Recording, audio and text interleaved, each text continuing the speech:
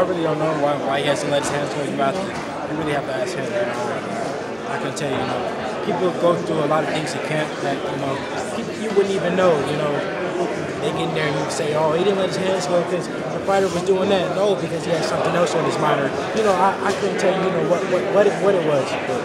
Do you feel like he has untapped potential that maybe he should have won some of these fights he lost and he should be a better fighter than he's been? Yeah, for sure. Majority of those fights, maybe all of them, he could have won. He just, that night he didn't show up. I just want to ask you about Manny Pacquiao. I'm sure you watched him growing up. What do you think of Manny Pacquiao? What do you think of Manny? Man, Manny's fucking great. In his last fight, he showed that he still got it. He still got power. He still got speed. I didn't think he lost against Jeff Warren. That fight, he showed speed and power. Manny has experience. Manny, shows he's versatile. He'll walk his opponents down. He'll box. Manny's good. Is he the kind of fighter you can't really learn from and study like other fighters because he's got that style that's different? On the top level, you can study a guy, but those top fighters, those like top fighters, they're able to adapt. They're able to make adjustments, like that. Devin, talk about making adjustments.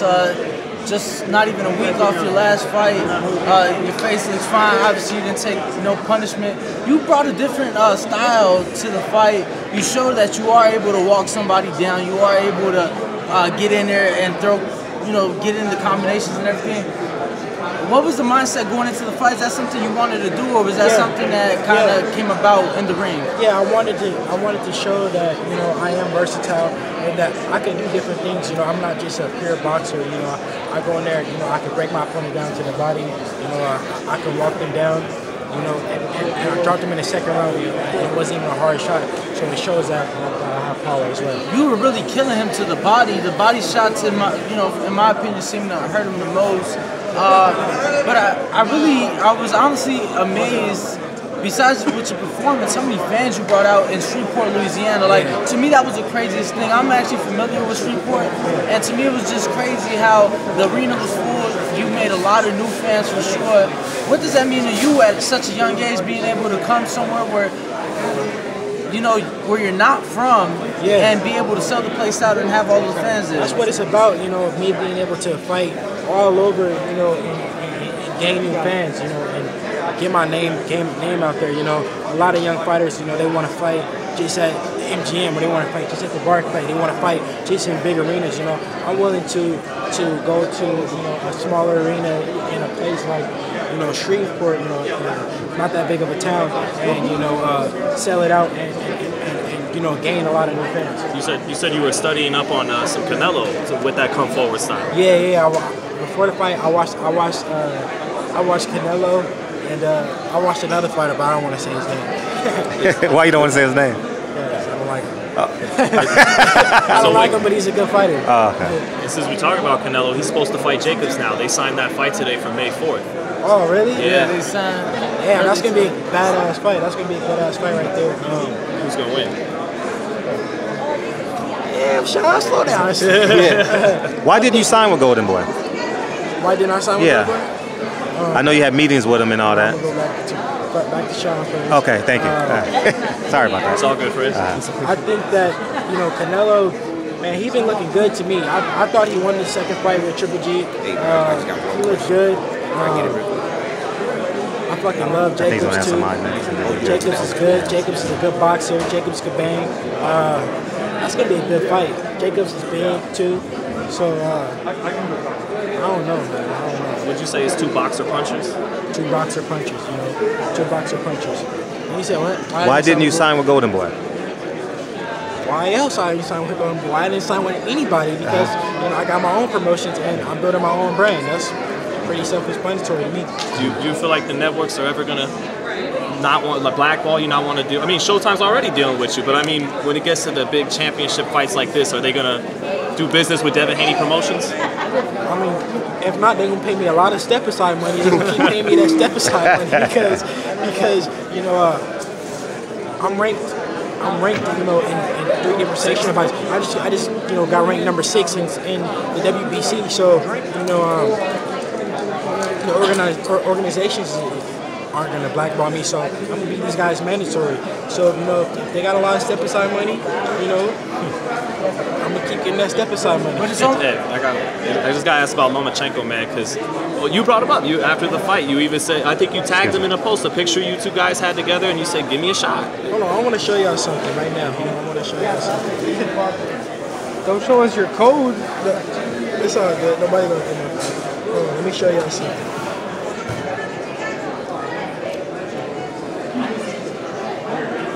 What's Lomachenko on Instagram? Just Vasil? It's good. All right. We have Lomachenko on Instagram. Look what I did. Check what I did. He said, let's fight. Just let's fight to Lomachenko. Okay. I'm not playing no games with Lomachenko. Lomachenko, let's fight. And what did he say? He hasn't opened it. Did he open it? He ain't opened it. He ain't seen it yet. He ain't opened it. You're not his friend yet. Listen, he ain't opened it. That's what I He saw gotta the say. message. Nah. Yeah. I'm Hey, not Devin, Lomachenko. But you think that fight could happen sooner than later? Yeah, I think it can happen, you know, but everything got to make sense at the end of the day, you know, everything's got to make sense, and we can make it happen. How you beat a fighter like Lomachenko? You got to be able to make adjustments, because one thing that Lomachenko does good is he makes adjustments. Like if something doesn't work, he'll go to something totally different. That fast, he has many different styles, and you know, you got to be able to adjust. Is there any chance you grow out of the division before a chance you guys get to fight, though? I mean, it is a possibility that, you know, I'm still growing. You know, my body's still maturing. You know, I wouldn't say 135 is, you know, the easiest for me to make. Do you think you'll wind up at 147 someday? Yeah, I think for sure. You know, I got the height for it, like 5'9" or so. So I definitely think I got the height for it to be 147. Speaking of your body, what's your affiliation with SNAC? Oh yeah, you know, I seen the bad stuff you were saying. Oh yeah, about SNAC. yeah. Well, talk to me. Just kidding. Oh, you a hater, huh? Oh, you low-key hating, huh? Oh, you a hater all this time. I don't care. Okay. No, man. I don't like Victor. He's a drug cheat, but continue. I love Victor Conte, man. Listen, what he did, whatever, that was, you know, some years ago. That ain't got nothing to do with me. You know, I'm perfectly clean. Victor hasn't, you know, tried to give me any type of nothing. You know what I'm saying? But some vitamins. You know, Victor has helped me, you know, tremendously. You know, going out there and training in the Bay Area is great. You know, they got a great track coach, Remy. You know, a great program with hard training. You know, ain't no drug cheat or none of that shit. He has been. He taught Shane Mosley how to inject it. Man, people change. That shit was old. That shit was years ago. Like years ago, man. You know what I'm saying? People can change, and you know what I'm saying. I'm sure you did some stuff in the past that you. I've never committed a crime that hurt other people. I've never, and I'm sure you're not. And lied on people. I'm sure you won't admit that you committed. No, a crime. I've never been convicted of a crime in my life. Listen, I'm not gonna say I committed a crime either. Listen, As an adult. Devin, everyone deserves a second chance. Everybody deserves a second chance, you know. But when Willie Monroe gets caught December 16th, and that's one of his clients, I mean, I have a right to bring up suspicion. I have right. So. That doesn't mean nothing. That doesn't. That's man, one. Hell no. That don't got nothing to do with him. Because listen, if Darren, come over here. Darren, I got an example right here. If he was he my fighter, right? He signed to me. If he was to go test positive for some marijuana, do that mean I smoke too? Or did that mean he just smoked? No, that's an insane example. That's an insane and extreme example because it is not a person because he was never convicted. Does that mean he gave it to him? It sounds kind of perfect to me. No. I gave him the weed then. You got a lot of fans here, I see. But did I give him the weed? Did I give him the weed? Now we're talking my time. What I'm saying is this: he was convicted of a crime. He is a convicted felon doing the same thing. And December 16th, Willie Monroe, who was under SNAC, was caught cheating. He was supposed to fight Charlo December 22nd, and was caught. No, he did not. He did not get caught for an illegal substance. So correct. So stand. No, correct yourself. Correct yourself. No, he missed his test. No, correct yourself. No, he didn't. He did miss his test. No, what I'm saying, but not because of an illegal substance. No. I was trying to say He was in Los Angeles at the Fox Studios promoting the fight. So what do you think about that? Willie Monroe is that kind of fishy? No, because he was never caught up with an illegal substance. No, but is that fishy that you missed a test though? No, not because that's not the parallel example. If you're talking parallel examples, it is not because he missed. I'm asking you. No, not no parallel example. I'm trying to ask you a question. Do you think that that's kind of fishy if somebody misses their test? No, because they have to take a piss. They have to take a piss test after the test. So if it's your day to go see your PO and you don't show up. No, because you don't know when they're coming. You don't know when they're coming. Huh? They just show up. You don't know when they're coming. They reach out. They reach out to you and tell you, hey, we at your house. But he was already in Los Angeles. How many addresses do you have to give? Hey, Devin, I got a Feel question. free. We go. Okay, we go. I interview. Okay, let's talk about it. Let's talk about it. Okay, go ahead, Devin. Because I just signed up for Bada too. You get one address. You get one address. I interviewed Tiamo Lopez out there in Dallas. Tiafimo Lopez out in Dallas, and he was talking about the infamous sparring session y'all had. He said that he really didn't get no work. He was basically saying that you was talking to your old man a lot. I was talking to my old man. Yeah, talking to him a whole lot. He wasn't even getting too much work. So clear it up for me. You know, that's funny because at first he said that he beat the shit out of me and it wasn't even close and he just slaughtered me. And then now he said he didn't get no work. He said that I was talking the whole time and then the last round he beat the brakes out of me. Yeah. Listen, that guy needs to. His lies is starting to come to light that he's lying.